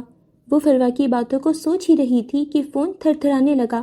مراد عالم کا نام دیکھ کر وہ سیدھی ہو بیٹھی۔ کیا وہ آفر کے لیے فون کر رہا تھا؟ دل تیز تیز دھڑکنے لگا۔ فون اٹھا کر کان سے لگایا۔ السلام علیکم۔ لہجے کو ہر درجہ نارمل رکھا گیا۔ محترمہ، شالی کی لانچ سر پر ہے، کب تشریف لا رہی ہیں؟ مراد عالم نے سوال کا جواب بھی نہیں دیا۔ وہ اس وقت اپنے آفس میں تھا۔ اس کے سامنے میز کی دوسری جانب رئیس بیٹھا تھا جس کے سامنے لیپ ٹاپ کھلا رکھا تھا اور مراد عالم نے فون اسپیکر پر ڈال رکھا تھا۔ شالی کی لانچ سے میرا کیا لینا دینا؟ وہ بھی اسی کے انداز میں بولی۔ مراد عالم کے تاثرات تن گئے۔ بھول گئی ہو تو یاد دلا دوں، شالی کی آرٹ پیس کو تمہیں پریزنٹ کرنا تھا۔ بظاہر رئیس لیپ ٹاپ پر نظر جمائے بیٹھا تھا، پر اس کی سماعت فون پر لگی تھی۔ چہرے پر گہری سنجیدگی چھائی تھی۔ شالی کی لانچ آپ لوگوں نے ملتوی کی ہے، اس میں میری غلطی نہیں ہے، میں انہی دنوں آ سکتی تھی، وہ وقت آپ لوگوں نے گنوا دیا، میں اب کیوں آؤں گی؟ میرا وقت بہت قیمتی ہے۔ بغاوت کی بو رئیس کو یہاں تک محسوس ہوئی۔ اس نے بے چینی سے پہلو بدلا۔ کیا مطلب ہے اب نہیں آ سکتی؟ میں نے تمہارے لیے ایونٹ آگے کروایا، یہ احسان بھول گئی ہو؟ وہ تڑکھا۔ اس کے فرشتوں نے بھی نہیں سوچا ہوگا فجر یوں انکار کر دے گی۔ میں نے اپنا احسان اتار دیا تھا، غالباً آپ بھول چکے ہیں، آپ کی ماڈلز لیٹ ہو گئیں، آپ نے لانچ ملتوی کی، یہ میرا مسئلہ نہیں ہے، میں اپنا وقت اور آئیڈیا آپ کو پہلے ہی دے چکی ہوں۔ اس کی بات سن کر مراد عالم سلگ کر رہ گیا۔ شریر میں شرارے بھر گئے۔ نہایت احسان فراموش عورت ہو تم، وہ جل بھن کر بولا۔ شکریہ، میں اسے کمپلیمنٹ سمجھ کر رکھ رہی ہوں۔ اسپیکر سے اس کی آواز ابھری اور رئیس کے لبوں کو بے ساختہ مسکراہٹ نے چھوا۔ مراد نے گہرا سانس لے کر خود کو نارمل کیا۔ خیر، میں نے تمہیں بتانے کے لیے فون کیا تھا کہ ایک بار ضرور آؤ، رئیس تم سے ملنا چاہتا ہے۔ اس نے اپنے سامنے بیٹھے رئیس کو دیکھتے کہا جس نے یہ فون کروایا تھا۔ وہ اس بات پر حیران تھا کہ مراد عالم جیسے کھاک آدمی نے ایک 22-23 سالہ لڑکی کے کہنے پر یونیورسٹی کا ایونٹ آگے کر دیا تھا اور تو اور وہ یہاں اپنی صلاحیتوں کے جوہر دکھا کر جا چکی تھی اور اب مراد کے منہ پر اسے انکار کر رہی تھی۔ سراہنا تو بنتا تھا۔ وہ جویلر انکل مجھ سے کیوں ملنا چاہتے ہیں؟ آبرو اچکائے فجر نے پوچھا۔ رئیس کا چہرہ سرخ پڑ گیا جبکہ مراد عالم بے ساختہ گڑبڑا گیا۔ لاحول ولاقوت لڑکی، تم ایک مشہور ڈیزائنر اور بزنس مین کو انکل بلا رہی ہو؟ خدا کا خوف کرو۔ رئیس سے اپنی مسکراہٹ ضبط کرنا مشکل ہو گیا۔ اس کا چہرہ سرخ پڑ چکا تھا۔ آپ کو اعتراض کس بات پر ہے؟ جویلر کہنے پر یا انکل کہنے پر؟ کینچی کی طرح اس کی چلتی زبان کا مقابلہ فی الوقت مراد عالم بھی نہیں کر سکتا تھا۔ تم رئیس سے مل کر فیصلہ کرنا، جویلر کہنا ہے یا انکل کہنا ہے، اس نے خود پر قابو پاتے کہا۔ نظر رئیس پر جمی تھی جس کے چہرے پر چمک ہی چمک تھی۔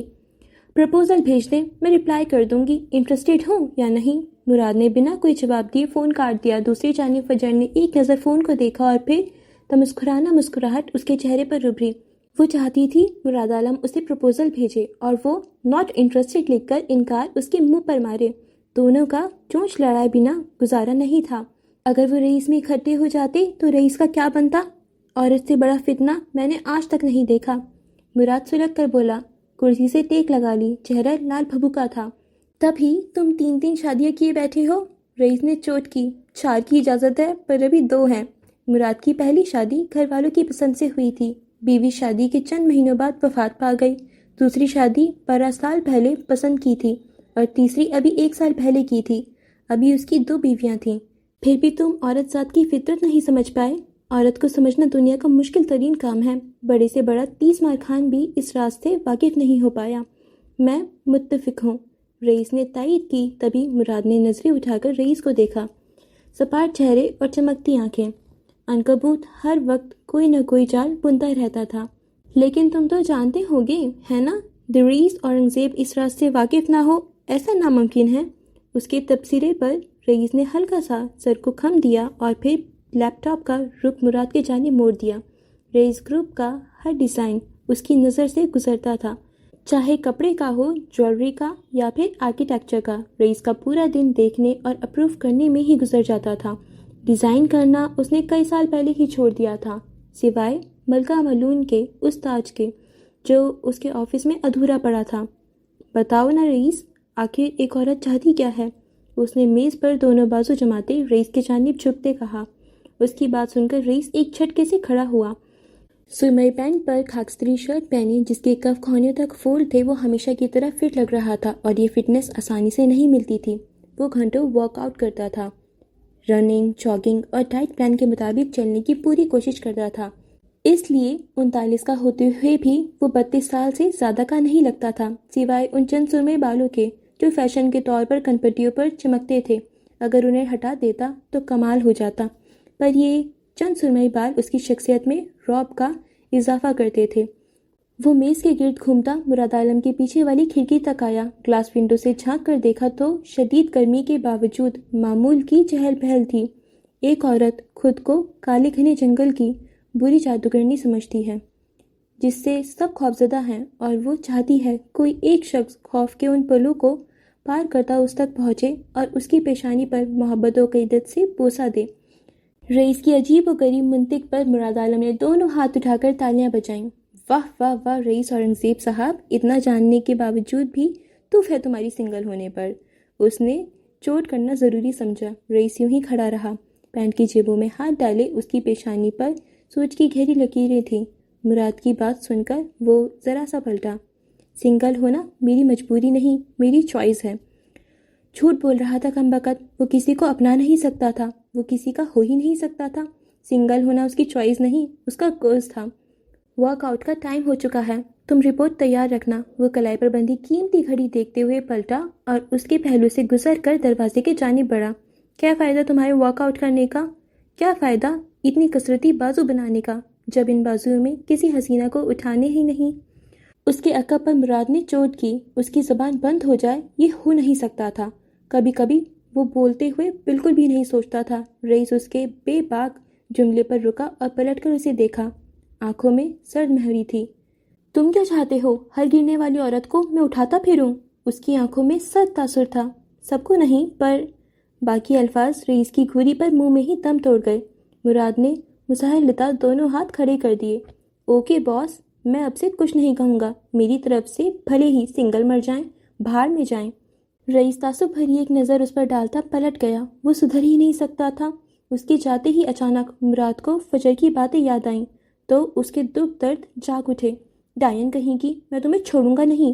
وہ میز پر ہاتھ مارتا چلایا، پر ڈائن کو فرق نہیں پڑتا تھا۔ کیا لوگوں نے یہ سمجھ رکھا ہے کہ انہیں اتنی سی بات پر چھوڑ دیا جائے گا کہ وہ کہتے ہیں ہم ایمان لائے، اور انہیں آزمایا نہیں جائے گا؟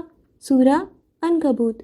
دوپہر کے وقت ولیم اپنے کمرے میں سر پر ہیڈ فون جمائے عیسیٰ ماموں کے کہنے پر سورہ عنکبوت ترجمے کے ساتھ سن رہا تھا۔ وہ سمجھنے کی کوشش کر رہا تھا کہ آخر اسے عیسیٰ ماموں نے اسی صورت سے شروعات کرنے کا کیوں کہا۔ سورہ عنکبوت ایمان، آزمائش اور اللہ کی واحد انیت پر زور دیتی ہے۔ وہ پوری طرح مگن تھا۔ کچھ باتیں سمجھ میں آ رہی تھیں اور کچھ ذہن کے اوپر سے گزر رہی تھیں۔ جو اللہ کے سوا دوست بناتے ہیں ان کی مثال اس مکڑی کی سی ہے جس نے اپنا گھر بنایا، اور بے شک سب سے کمزور گھروں میں کمزور گھر مکڑی کا ہے۔ سورہ عنکبوت۔ آخر مکڑی ہی کیوں؟ اللہ نے مکڑی سے ہی تشبیہ کیوں دی؟ اتنے جاندار چرند پرند اور حشرات تھے، پر مکڑی ہی کیوں؟ اس کا ذہن اٹک گیا۔ اس سے پہلے کہ وہ مزید کچھ سوچتا، اچانک دروازے پر دستک ہوئی۔ وہ ہیڈ فون لگائے کھڑکی کے سامنے کھڑا تھا اور یہاں سے نظر آتا موری فیلڈ دیکھ رہا تھا۔ سب بدل گیا تھا، سب روشن تھا، اور وہ وہیں جاننے کی کوشش کر رہا تھا کہ سب روشن کیوں تھا۔ اس نے دستک پر پلٹ کر دیکھا تو جارج دروازہ کھول کر کھڑا تھا، نک سکسا تیار، بازو پر کوٹ گرائے وہ اسٹوڈیو جانے کے لیے تیار تھا۔ جارج، وہ ہیڈ فون اتارتا فوراً اس کی جانب لپکا۔ میں تمہیں بتانے آیا ہوں کہ آج رات انکل البرٹ کے یہاں ڈنر ہے، 8 بجے تیار رہنا، اس نے جیسے حکم دیا، اور پھر فوراً پلٹ گیا۔ جارج، میری بات سنو۔ ولیم اس کے پیچھے لپکا، پر جارج کی رفتار تیز تھی۔ وہ بھاگتے ہوئے اس تک پہنچا۔ تم مجھ سے ناراض کیوں ہو جارج؟ آخر میرا قصور کیا ہے؟ ولیم بے بسی سے بولا۔ وہ جارج کو یوں ناراض نہیں دیکھ سکتا تھا۔ اس کی بات سن کر جارج رکا، گردن ذرا سی دائیں جانب موڑ کر اسے دیکھا۔ کیونکہ تمہاری نزدیک میری حیثیت تو کوڑی کی بھی نہیں ہے، وہ چہرے پر تنفر سجائے بولا، لہجے میں استہزاء تھا۔ تم ایسا کیوں سوچ رہے ہو؟ ہم بھائی ہیں۔ ولیم نے اس کا ہاتھ پکڑنا چاہا، جارج نے جھٹکے سے چھڑا لیا۔ اچھا تو پھر میری بات مانو، رات کو تیار رہنا، اگر تمہیں اپنے بھائی کا اتنا ہی خیال ہے، اور کوئی بھی بدتمیزی مت کرنا۔ وہ اس کے سر پر بوجھ ڈالتا، سیڑھیاں پھلانگتا اس سے دور جا رہا تھا۔ ولیم نے زخمی کتھئی آنکھوں سے اسے دور جاتے دیکھا اور پھر اس کے کندھے ڈھلک گئے۔ جارج کے لیے کچھ بھی، وہ بھلے نہ جاتا، پر اب اس کا جانا ضروری ہو گیا تھا۔ وہ جارج کو مزید بدظن نہیں دیکھ سکتا تھا۔ شکست خوردہ قدموں سے وہ اپنے کمرے میں واپس آیا، بیڈ کی سائڈ ٹیبل کا دراز کھولا اور سامنے ہی وہ چمچماتا ہوا لاکٹ نکلا جو فجر کا تھا، جس کے لاکٹ کے اندر چاول کے دانے پر چمکتا ہوا فجر لکھا تھا۔ وہ کئی لمحے انگلیوں میں پھنسائے اسے دیکھتا رہا اور پھر صوفے پر ڈھہ گیا۔ کیا ہو تم؟ کیوں تم عنکبوت کی طرح مجھے اپنے جال میں جکڑ رہی ہو؟ کیوں تم میرے حواسوں پر سوار ہو؟ میں جانتا ہوں تمہاری نزدیک اس شادی کی کوئی اہمیت نہیں ہے، پھر کیوں یہ ذمہ داری مجھ پر عائد ہو گئی ہے؟ کئی سوال تھے جو وہ اس سے کرنا چاہتا تھا، پر کیسے کرتا؟ اپنا کارڈ اسے دے آیا تھا، پر اس کا رابطہ نمبر نہیں تھا۔ فجر نے بھی تو رابطے کرنا گوارا نہیں سمجھا تھا۔ اس بات نے اسے تکلیف پہنچائی تھی۔ وہ شاید فجر کو یاد بھی نہیں ہوگا، پھر وہ اسے کیوں یاد رہ گئی؟ کیوں اس کے ذہن سے نہیں نکلتی تھی؟ عیسیٰ ماموں کہتے تھے وہ اس کی بیوی تھی، اور بیوی تو لباس ہوتی ہے۔ قریب رہے تو سکون رہتا ہے، دور ہو تو ڈر لگا رہتا ہے، اور ولیم کو ڈر ہی لگ رہا تھا۔ وہ ولیم جوزف ہوتا تو اتنا فرق نہیں پڑتا، پر اب وہ ولیم ولی جوزف تھا۔ وہ مسلمان ہو چکا تھا، دل سے، روح سے۔ اب تو بیوی کی بڑی ذمہ داری کندھوں پر آ پڑی تھی، اب اسے کیسے چھوڑ دیتا؟ کچھ دیر وہ مزید جوزف پیلس میں رہا، پھر الجھا ہوا وجود لے کر نیل کے کیفے پہنچ گیا۔ میں پاکستان واپس جانا چاہتا ہوں۔ سرمئی ایڈنبرگ کی چمکیلی دھوپ اسے اکسا رہی تھی کہ وہ اپنا فرض پورا کرے۔ پاگل ہو گئے ہو؟ نیل کو اس کی بات بالکل پسند آئی۔ کڈنی پائی کی پیٹ اس کے سامنے رکھتے وہ تعجب سے بولا، بہت ضروری ہو گیا ہے نیل، مجھے فجر سے ایک بار ملنا ہی ہوگا۔ تم کیوں ملنا چاہتے ہو اس سے؟ ایڈونچر تھا نا تو بھول جاؤ، دماغ پر سوار کیوں کر لیا ہے؟ وہ اس کے سامنے بیٹھتا بگڑے تاثرات لیے بولا، ایڈونچر تھا، پر اب وہ میری بیوی ہے، میں نے اسے قبول کیا ہے، میں اس کا ولی ہوں۔ وہ دبی دبی آواز میں چلایا۔ وہ دونوں نسبتاً پرسکون گوشے میں بیٹھے تھے جہاں سے کسٹمرز ولیم کو نہ دیکھ پائیں۔ اکثر اسے مسٹر جوزف کے حوالے سے پہچان لیا جاتا تھا اور پھر لوگ اسے عجیب نظروں سے دیکھتے تھے، اس کی تصویریں بنتی۔ پرائیویسی نام کی تو کوئی چیز بچی ہی نہیں تھی، اسی لیے وہ زیادہ تر ماسک لگائے گھومتا تھا۔ دیکھو ولیم، میری بات سمجھنے کی کوشش کرو، وہ لڑکی بیوی نہیں، تمہاری موت ہے۔ تمہارے ڈیڈ کو پتہ چلا تو بے موت مارے جاؤ گے۔ وہ اسے خطرے سے آگاہ کر رہا تھا اور ولیم کا دل مزید کھٹا ہو گیا۔ کوئی اس کی تکلیف کیوں نہیں سمجھ رہا تھا؟ اس نے بے بسی سے نیل کو دیکھا، وہ بھی نہیں سمجھ پا رہا تھا۔ تمہیں ڈر کس بات کا ہے ولیم؟ اسے بھی تو ہونا چاہیے، صرف تمہیں ہی کیوں؟ نیل نے اس کے ہاتھ پر اپنا ہاتھ رکھا۔ کیونکہ میں اس کا ولی سرپرست ہوں، میری نکاح میں ہوتے ہوئے اگر اس نے کسی اور سے تعلقات استفسار کر لیے تو اگر وہ کسی اور سے شادی کرنا چاہے تو کیسے کرے گی؟ میں ایک بار جانا چاہتا ہوں تاکہ اس کی مرضی کے مطابق اسے اپنا سکوں۔ یا پھر وہ رک گیا، باقی کے الفاظ کہنے کی ہمت نہیں ہوئی۔ یا پھر نیل نے بھویں سکیڑ کر اسے دیکھا، یا پھر اسے آزاد کر سکوں۔ میں اس بوجھ کے ساتھ نہیں جی سکتا۔ ولیم نے ایک بوجھل افسردہ سانس خارج کیا۔ تمہارے نزدیک اس رشتے کی اتنی اہمیت کیوں ہے؟ نیل کو شک تھا اور وہ اپنا یہ شک دور کرنا چاہتا تھا، کیونکہ وہ بولتے بولتے رک گیا۔ نیل اس کا بیسٹ فرینڈ تھا، کیا اسے نیل پر بھروسہ کر کے بتا دینا چاہیے تھا کہ وہ دین اسلام کو دل سے قبول کر چکا تھا؟ کیونکہ وہ میرے عقد میں ہے، اس نے سانس رو کے بتایا۔ ولیم تم؟ نیل نے حیران اور خوفزدہ نظروں سے اسے دیکھا۔ ولیم نے اس کے یوں دیکھنے پر اسبات میں سر ہلایا۔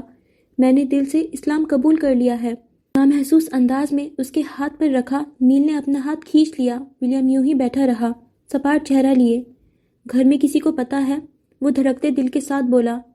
نینی جانتی ہیں۔ اس نے پانی کا گلاس اٹھا کر لبوں سے لگایا۔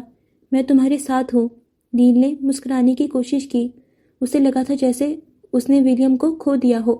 سامنے بیٹھا لڑکا اس نے اپنا دوست نہیں لگا، پھر بھی وہ تو اسے دوست مانتا تھا نا۔ کب کا پلان ہے؟ بے چین ہوتے نیل نے پوچھ ہی لیا۔ بہت جلد، وہ بس اتنا ہی کہہ پایا، جبکہ نیل مسکرا بھی نہیں پایا تھا۔ اسے آنے والے وقت سے خوف آ رہا تھا۔ یہ سب جو اتنا آسان لگ رہا تھا، یہ اتنا آسان نہیں تھا۔ پتہ نہیں ولیم کو مسٹر جوزف کے قہر سے کون بچا پاتا۔ اس نے تھک کر سوچا پر کہا کچھ نہیں۔ ولیم کچھ دیر مزید وہیں بیٹھا رہا اور پھر چلا گیا۔ اس کی آوارگی بڑھ چکی تھی، پتہ نہیں اس آوارگی کے بعد کوئی اسے گھر ملتا بھی یا نہیں۔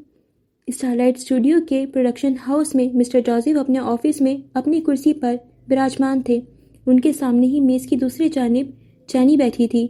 شوبز کے لوگ زیادہ تر آپس میں ہی شادیاں کرتے تھے اور جینی ایک اچھی اداکارہ تھی۔ اس کا مستقبل روشن تھا۔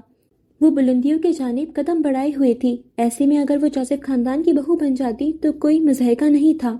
جب جیکب اور نسا کی بات چل رہی تھی تب البرٹ نے انہیں مشورہ دیا تھا کہ جینی کو جارج کے ساتھ باندھ دیا جائے، پر مسٹر جوزف کا ذہن کہیں اور ہی چل رہا تھا۔ آگے کیا کرنا ہے؟ جینی کو لگا تھا کہ مسٹر جوزف کو ولیم کے لیے منع کر وہ جیت گئی تھی، پر وہ بچی تھی۔ مسٹر جوزف کی پلاننگ سے وہ ناواقف تھی۔ اگر وہ جان جاتی کہ مسٹر جوزف کو نہیں بلکہ مسٹر جوزف اسے استعمال کر رہے تھے تو یقیناً ضرور سوچتی، پر یہاں وہ دونوں مطلبی تھے۔ مسٹر جوزف کو اپنا مطلب نکالنا تھا اور جینی کو اپنا۔ وہ جوزف خاندان کی بہو بنتی یا نہ بنتی، اس سے انہیں کوئی فرق نہیں پڑتا تھا۔ آج رات ڈنر پر تمہیں اپنا کام کرنا ہے۔ جارج کو اس قدر سلگاؤ کہ اسے ولیم اپنا جانی دشمن لگے۔ سرد و سپاٹ لہجے میں کہتے وہ جینی کو حیران کر گئے۔ سرمئی پینٹ اور سفید شرٹ پہنے وہ اپنی اصلی ہولیے میں تھے۔ کوٹ کرسی کے پیچھے کھڑے اسٹینڈ پر لٹک رہا تھا، جبکہ جینی قدرے آرام دہ کپڑوں میں تھی۔ بیگی جینز اور سلیو لیس ٹاپ پہنے وہ ایڈنبرگ کی دھوپ کو محسوس کرنا چاہتی تھی۔ آپ ایسا کیوں چاہتے ہیں؟ وہ دونوں آپ کے ہی بیٹے ہیں، پھر ان میں پھوٹ کیوں؟ وہ واقعی الجھی ہوئی تھی۔ کہانی کا ایک رخ جینی رابرٹ کو ولن دکھاتا تھا، جبکہ دوسرے رخ دیکھو تو پتہ چلتا کہ وہ صرف پتلی تھی۔ تم آم کھاؤ، پیڑ مت گنو، مسٹر جوزف نے کرسی کی پشت سے ٹیک لگائے جواب دیا۔ ان کی آنکھیں کسی بھی قسم کے احساس سے آری تھیں، چہرہ ڈریکولا جیسا سپاٹ، اور دل، کیا ان کے پاس دل تھا؟ جینی کو ولیم سے مطلب تھا، لیکن دونوں بھائیوں کے درمیان پھوٹ کی وجہ اسے سمجھ نہیں آئی۔ آخر مسٹر جوزف کے دماغ میں کیا چل رہا تھا؟ کیا ولیم آئے گا؟ بالآخر اس نے پوچھ ہی لیا۔ نیسا اور جارج اس کی کمزوری ہیں، وہ ان کے لیے کچھ بھی کرے گا، وہ ضرور آئے گا، مسٹر جوزف پوری یقین سے بولے تو جینی نے اس بات میں سر ہلا دیا۔ پچھلے کئی مہینوں سے اس کا کام جارج کو اپنی جانب مائل کرنا تھا تاکہ بعد میں اس کا دل توڑا جا سکے، اور وہ یہ کام بخوبی کر رہی تھی۔ آخر اداکارہ جو ٹھہری، پر اسے اب محسوس ہونے لگا تھا کہ یہ زیادہ ہوتا جا رہا تھا۔ جانے نتیجہ کیا نکلتا؟ میں کیوں اتنا سوچ رہی ہوں؟ سر جھٹک کر اس نے جارج کو اپنے ذہن سے نکالا۔ فوکس ولیم پر رکھنا تھا۔ کچھ دیر وہ مزید بیٹھی رہی، پھر پیشہ ورانہ انداز میں مسکراتی چلی گئی۔ اس کے جانے کے بعد مسٹر جوزف کی چھوٹتی کرسی رک گئی۔ وہ ایک جھٹکے سے سیدھے ہوئے، میز پر رکھا اپنا موبائل اٹھا کر آن کیا تو گیلری سے ایک تصویر نکلی۔ ولیم اور عیسیٰ ماموں کی ایک ساتھ بیٹھے ہوئے یہ تصویر لی گئی تھی۔ وہ جوزف پیٹرسن تھا۔ انہیں دھوکہ دینا، ان کی نظروں میں زیادہ تر دھول جھونکنا ناممکن تھا۔ اوکے فرینڈز، تو اسی کے ساتھ ہم یہ 11ویں قسط کا فرسٹ پارٹ یہیں پہ اینڈ کرتے ہیں۔ اوکے فرینڈز، تو آج کی قسط میں جو سب سے زیادہ کنفیوزنگ کیریکٹر ہیں وہ مسٹر جوزف ہیں۔ ویسے تو مجھے کبھی بھی وہ پسند نہیں آئے یار، بہت کنفیوزنگ کیریکٹر ہے۔ وہ اپنے بچوں کے ساتھ کیا کر رہے ہیں بھائی؟ انہوں نے جارج کو ایموشنلی ڈیمیج کیا، ولیم کو اس طریقے سے یوز کر رہے ہیں، جینی کو یوز کر رہے ہیں۔ بھائی کیا کرنا چاہتے ہیں مسٹر جوزف؟ کچھ سمجھ نہیں آ رہا۔ مجھے یہ بھی لگتا ہے کہ جو افق کا کیس ہے، افق کی سوسائڈ کا کیس ہے، اس میں بھی ان کا ہاتھ ہے۔ اب دیکھتے ہیں آگے کہ کیا سین ہے مسٹر جوزف کا۔ مجھے بالکل پسند نہیں ہے مسٹر جوزف۔ اب اگر ہم بات کریں فجر کی، تو فائنلی فجر کو لک سے آفر آیا اور کافی انٹرسٹنگ چیزیں چل رہی ہیں۔ رئیس فجر میں انٹرسٹ لے رہا ہے۔ سو فرینڈز، ابھی تک رئیس نے فجر کو دیکھا تو نہیں ہے، بٹ پھر بھی رئیس فجر میں انٹرسٹ لے رہا ہے۔ جس طریقے سے فجر کا ایک دم کاٹدار لہجہ ہوتا ہے، بالکل وہ اسٹریٹ فارورڈ ہے، وہ کوئی بناوٹی لہجہ تو یوز کرتی نہیں ہے۔ سو اس میں رئیس کو مزہ آ رہا ہے۔ اور جس طریقے سے فجر اور مراد کی جو بھی ہماری نوک جھوک سی ہوتی ہے نا، مجھے وہ کافی انٹرسٹنگ لگتی ہے۔ اچھا، تو اگر ہم ولیم کی بات کریں تو ولیم نے اسلام قبول کر لیا۔ وہ تو خیر پہلے کر چکا تھا، بٹ دل سے اور روح سے اس نے اب قبول کیا ہے۔ جو ولیم تھا وہ فجر کی طرف شروع سے اٹریکٹڈ تھا اور ایک کنیکشن بھی تھا، پھر انہوں نے نکاح بھی کر لیا، بٹ اب ولیم اور زیادہ فجر کو مس کر رہا ہے، اس کو فیل کرنا چاہتا ہے اور اس سے ملنا چاہتا ہے، اور اس نے اس لیے نیل کو بتا بھی دیا کہ ایک تو وہ مذہب اسلام قبول کر چکا ہے اور دوسرا وہ پاکستان واپس جانا چاہتا ہے۔ اچھا فرینڈز، ایک اور بہت زیادہ انٹرسٹنگ چیز اس ایپیسوڈ میں یہ ہوئی تھی جب رئیس اپنے پاپا کے روم میں جاتا ہے اور ان سے پوچھتا ہے کہ افق کا بیٹا یہاں کیوں آیا تھا، اور جو احمد اورنگزیب صاحب ہوتے ہیں وہ اس کو نہیں بتاتے، کیونکہ ان کو تو پتہ چل چکا ہے کہ ولیم اور فجر کا نکاح ہو چکا ہے، بٹ وہ نہیں بتا رہی کیونکہ ان کو پتہ ہے کہ پھر رئیس کیسے ریئیکٹ کرے گا۔ سو وہ بھی کافی انٹرسٹنگ سٹوری ہوگی، مطلب رئیس کے فادر کو سب پتہ ہے۔ اچھا، تو سب نا ایک دوسرے سے کافی ساری باتیں چھپا رہے ہیں اور سب کے اندر اپنی ایک الگ ہی کشمکش چل رہی ہے۔ فجر اپنے دکھ درد، اپنی ساری پرابلمس اپنے تک رکھنا چاہتی ہے۔ فجر کی جو ماما ہیں ان کی الگ ہی اسٹوری ہے، جو کیا بولتے ہیں ابھی کچھ کلیریفائی نہیں ہوا ہے۔ پھر اگر ہم بات کریں ولی کی، تو ولی کی ایک تو نینسی والا پلاٹ کی، نینسی کی ڈیتھ کیسے ہوئی ابھی تک اس کے بارے میں نہیں پتا ہمیں۔ مینار کی ڈیتھ کیسے ہوئی، مینار کا کیا سین تھا نہیں پتا۔ پھر بات کریں ولیم کی مما کی، افق کی، کہ افق نے جو سوسائڈ کی تھی وہ کیوں کی تھی وہ بھی نہیں پتا۔ سو اتنی ساری جو کنفیوژنس ہیں وہ مجھے اور مزید کنفیوز کر رہی ہیں، پر جس لمحے کا مجھے بہت زور سے، بہت دل و جان سے انتظار ہے وہ ہے ولیم اور فجر کے دوبارہ ملنے کا، جو نہیں ہو رہا یار۔ ابھی دیکھو لاسٹ 3rd ایپیسوڈ میں ان کا شاید نکاح ہوا تھا، اس کے بعد وہ سیپریٹ ہو گئے، اور اب 11th ایپیسوڈ آ چکی ہے، مگر فجر اور ولیم کی کوئی کانورزیشن، کوئی اس طریقے سے کچھ نہیں ہے۔ ولیم ہمارا بیچارہ فجر کے اس لاکٹ کو دیکھتا رہتا ہے اور اس کو یاد کرتا رہتا ہے، کبھی وہ اٹھا کے فجر کی فوٹو دیکھ لے گا، مگر فجر کو تو ولیم یاد ہی نہیں آتا یار۔ کیا ہو گیا فجر، آپ کا ایک شوہر بھی ہے، کچھ تو یاد کرو۔ چلیے دیکھتے ہیں آگے کیا ہوتا ہے، آگے کی سٹوری کیسے ٹرن لیتی ہے اور آگے کیا کیا چیزیں ہوتی ہیں۔ سو ملیں گے اس ایپیسوڈ کے نیکسٹ پارٹ میں، تب تک کے لیے آپ جلدی سے ہمارے یوٹیوب چینل کو سبسکرائب کر لیجیے اینڈ ہمارے انسٹاگرام اکاؤنٹ کو فالو کر لیجیے۔ Take care of your self and your love ones. خدا حافظ۔